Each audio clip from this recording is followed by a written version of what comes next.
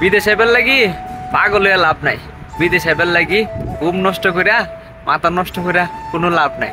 কারণ বিদেশের পরিস্থিতি এখন আগের মতো নাই, কাজ কাম পাওয়া যায় না, বিভিন্ন সমস্যার সম্মুখীন হতে হয়।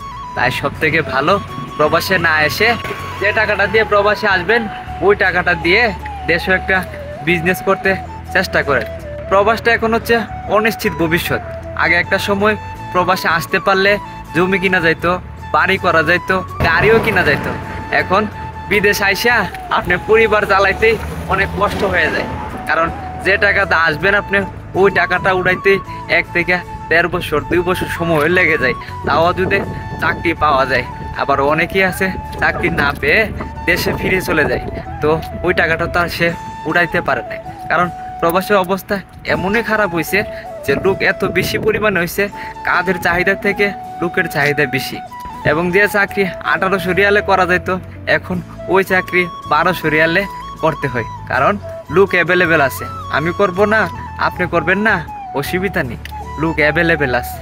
ইকামা করার লাগে না, কোনো টেনশন নাই কপিলারা, বুঝছেন না? কারণ ইকামা করতে গেলে তো তাদের খরচ করতে হবে। আর এখন বর্তমানে অ্যাভেলেবেল লোক আছে, তো কাফেলা ছাড়াই লোক নিয়ে রাখে। কারণ কাফেলা করলে তাদের খরচ লাগবে, আর কাফেলা ছাড়াও থাকতে চাই আমাদের বাংলাদেশি প্রবাসীরা।